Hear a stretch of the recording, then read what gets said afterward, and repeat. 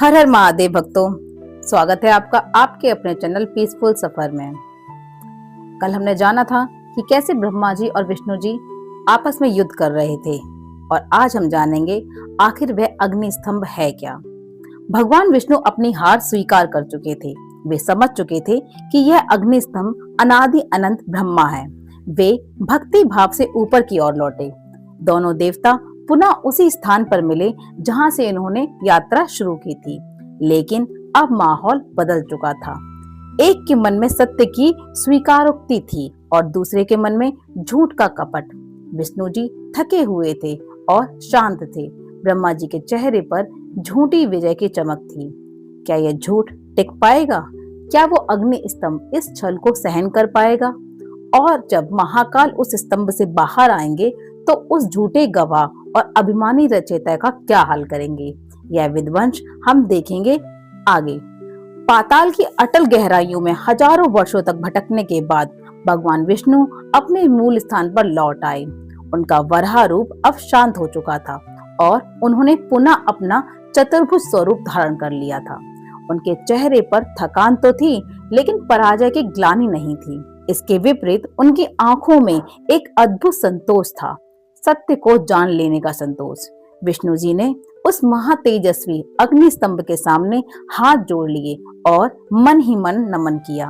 उन्होंने स्वीकार कर लिया था कि यह शक्ति उनसे परे है। उन्होंने सोचा, मैं इसका आदि जड़ नहीं पा सका। इसका अर्थ है कि यह शक्ति मुझसे और संभवतः ब्रह्मा से भी कहीं अधिक प्राचीन और विशाल है।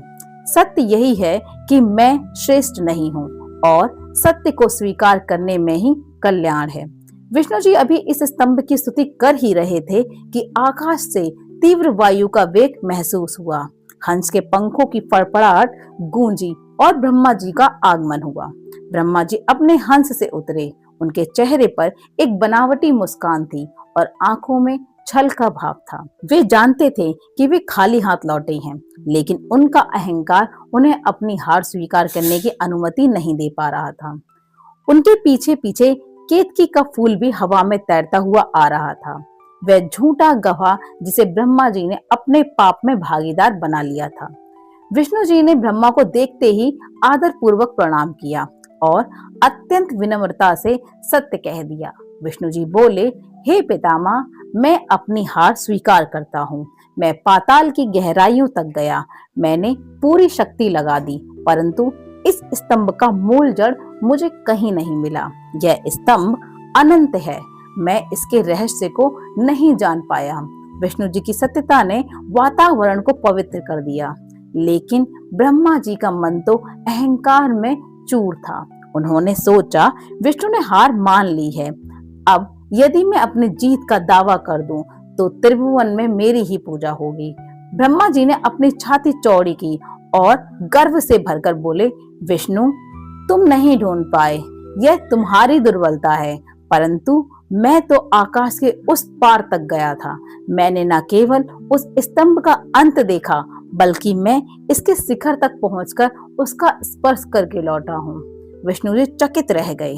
उन्हें विश्वास नहीं हुआ कि जिस स्तंभ का मूल पाताल में कहीं नहीं मिला, उसका अंत ब्रह्मा जी ने कैसे पा लिया। फिर भी विष्णु जी का स्वभाव संशय करने का नहीं था। उन्होंने पूछा, क्या यह सत्य है? क्या आपने वास्तव में इसके दर्शन किए हैं? ब्रह्मा जी ने केतकी की ओर संकेत करते हुए कहा, यदि तुम्हें मेरे वचनों पर विश्वास नहीं है, तो इस पुष्पराज केतकी से पूछ लो। यह वही शिखर पर विराजमान था। जब मैं वहां पहुंचा तो यह मेरे साथ गवाही देने के लिए नीचे आया है। अब विष्णु जी ने केतकी की ओर देखा। उस समय सृष्टि का एक बहुत बड़ा अनर्थ होने जा रहा था। एक देवता झूठ बोल रहा था और प्रकृति पुष्प उसका साथ देने जा रही थी। विष्णु जी ने पूछा, हे केतकी, क्या यह सत्य है? क्या ब्रह्मा जी ने अग्नि स्तंभ के शिखर का दर्शन किया है? केतकी का फूल एक पल के लिए कांपा। उसे पता था कि वह महापाप कर रहा है, लेकिन ब्रह्मा के प्रलोभन ने उसकी मति भ्रष्ट कर दी थी। केतकी ने झूठ बोल दिया, हाँ प्रभु, यह सत्य है। मैंने स्वयं अपनी आंखों से ब्रह्मा जी को शिखर पर पहुंचते हुए देखा है। मैं वहीं पर था और ब्रह्मा जी के साथ ही नीचे आया हूँ। अब इस झूठ के उच्चारण के साथ ही धर्म का एक पैर डगमगा गया। भगवान विष्णु जो छल कपट से कोसों दूर थे, उन्होंने इस झूठ को सत्य मान लिया। वे ये सोच ही नहीं पा रहे थे कि सृष्टि का रचयिता इतना बड़ा झूठ बोल सकता है। विष्णु जी ने अपनी हार और ब्रह्मा जी की जीत स्वीकार कर ली। उन्होंने तुरंत ही ब्रह्मा जी की पूजा करनी शुरू कर दी। उन्होंने ब्रह्मा जी के चरण धोए, उन पर पुष्प चढ़ाए और उनकी स्तुति की। हे पितामह, आप धन्य हैं, आप मुझसे श्रेष्ठ हैं, आपने इस अनंत के अंत को पा लिया। अतः आप ही इस ब्रह्मांड के सर्वोच्च ईश्वर हैं। ब्रह्मा जी के सिंहासन पर बैठकर यह पूजा ग्रहण कर रहे थे। उनका अहंकार अब सातवें आसमान पर था। वे फूले नहीं समा रहे थे कि उन्होंने छल से ही सही, लेकिन विष्णु को अपने चरणों में झुका लिया है। लेकिन सत्य छिप तो सकता था, पर मिट नहीं सकता था। और जब पाप का घड़ा भर जाता है तो उसे फोड़ने के लिए महाकाल को तो आना ही पड़ता है। ठीक उसी क्षण जब विष्णु जी ब्रह्मा के चरणों में नमन कर रहे थे, वो अग्नि स्तंभ अचानक भड़क उठा। उस स्तंभ से ऐसी भयानक लपटें निकली कि ब्रह्मा और विष्णु दोनों पीछे हट गए। स्तंभ के भीतर से एक ध्वनि गूंजी। यह प्रणवनाद ओमकार था। यह ध्वनि इतनी गहरी और स्पष्ट थी कि इसने ब्रह्मा के झूठ को चीर कर रख दिया। ब्रह्मा जी कांपने लगे। यह क्या है? क्या मेरा झूठ पकड़ा गया? तभी उसी अग्नि स्तंभ का मध्य भाग फट गया और उस दिव्य ज्योति के भीतर से साक्षात भगवान सदाशिव प्रकट हुए। वह दृश्य अकल्पनीय था और वर्ण कपूर के समान चमकता हुआ शरीर, 3 नेत्र, त्रिनेत्र, जिनमें सूर्य, चंद्रमा और अग्नि का वास था। मस्तक पर अर्धचंद्र, जटाओं में गंगा, गले में नागों का हार और हाथों में त्रिशूल। उनके पूरे शरीर पर भस्म लगी हुई थी, जो यह बता रही थी कि वही सृष्टि के अंत हैं। विष्णु जी ने जैसे ही महादेव को देखा, वे समझ गए कि यही वह परम शक्ति है। वे तुरंत भूमि पर लेट गए और स्तुति करने लगे। लेकिन ब्रह्मा जी अब भी अपने अहंकार में खड़े हुए थे। हालांकि उनके पैर कांप रहे थे। शिव जी की आवाज बादलों की गर्जना की तरह गूंजी। उन्होंने विष्णु जी की ओर देखा और मुस्कुराए। उठो विष्णु, मैं तुम्हारे सत्य से प्रसन्न हूँ। यद्यपि तुम भी अंत नहीं पा सके, परंतु तुमने सत्य बोला। तुमने अपनी सीमा स्वीकार की, इसलिए आज से तुम मेरे समान ही पूजनीय होगे। मैं तुम्हें अपनी समानता का वरदान देता हूँ। फिर शिव जी की दृष्टि ब्रह्मा पर पड़ी। उनकी मुस्कान लुप्त हो गई। उनकी तीसरी आंख में क्रोध की लालिमा झलकने लगी। शिव जी ने कठोर स्वर में कहा, ब्रह्मा, तुम रचिता होकर भी मिथ्यावादी झूठे निकले। तुमने न केवल झूठ बोला, बल्कि एक निर्जीव पुष्प को भी अपने पाप में भागीदार बनाया। तुमने स्वयं को ईश्वर सिद्ध करने के लिए छल का मार्ग चुना। ब्रह्मा जी के पास कोई उत्तर नहीं था, लेकिन उनका 5वां सिर, वो सिर जिसने झूठ बोला था, अब भी अकड़ में था। ब्रह्मा जी ने क्षमा मांगने की बजाय मौन रहना ही ठीक समझा, मानो वे अब भी अपनी श्रेष्ठता पर अड़े हों। शिव जी का क्रोध अब नियंत्रण से बाहर हो गया था। उन्होंने कहा, दंड, इस अपराध का दंड आवश्यक है, ताकि भविष्य में कोई भी देवता या मनुष्य झूठ बोलकर श्रेष्ठ बनने का प्रयास ना करे। शिव जी ने अपनी भ्रुकुटी को टेढ़ा किया। उनके क्रोध में उनकी भ्रुकुटी के मध्य में एक भयंकर पुरुष प्रकट हुआ। वह साक्षात मृत्यु का दूसरा रूप था। काला शरीर, आंखें लाल, हाथों में तलवार और मुख में आग निकलती हुई, यह भगवान शिव का अंशावतार काल भैरव था। भैरव ने प्रकट होते ही भीषण गर्जना की और शिव जी के सामने झुककर पूछा, आज्ञा दे प्रभु, मुझे क्या करना है, किसे भस्म करना है। भगवान शिव ने ब्रह्मा जी की ओर उंगली उठाई और आदेश दिया, भैरव, इस चतुराई दिखाने वाले ब्रह्मा का वो 5वां सिर काट दो जिसने झूठ बोला है। इसकी पूजा का अधिकार छीन लो। आदेश मिलते ही काल भैरव बिजली की गति से झपटे।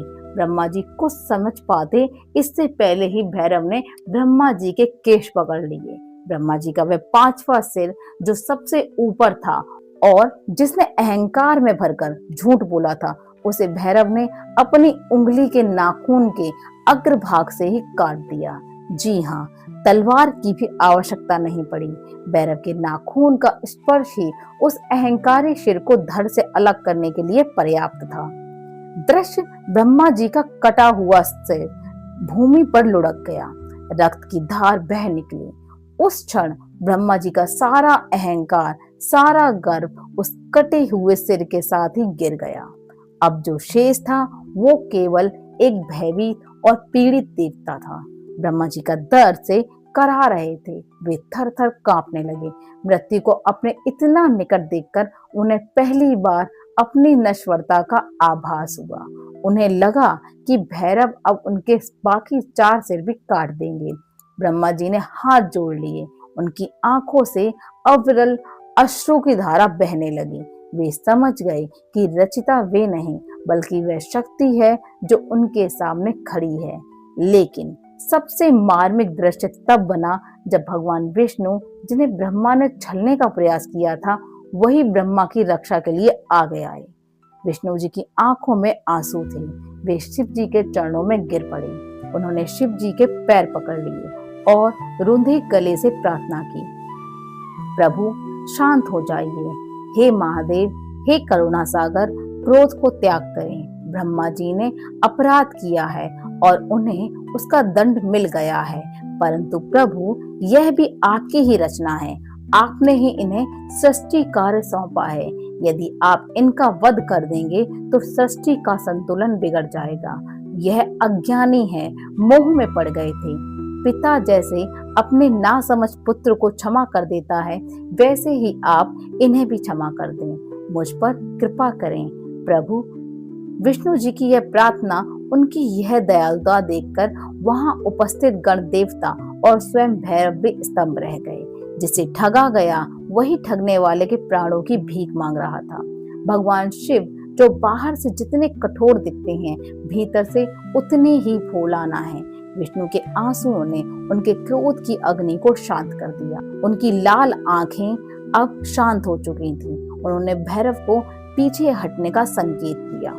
शिव जी ने ब्रह्मा की ओर देखा, जो अब लज्जा और भय से मस्तक झुकाए खड़े थे। शिव जी बोले, विष्णु की प्रार्थना ने तुम्हें जीवन दान दिया है।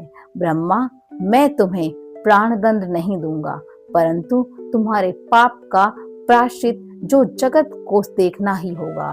शिव जी की आवाज गंभीर और भारी हो गई, जैसे कोई अंतिम निर्णय सुनाया जा रहा हो।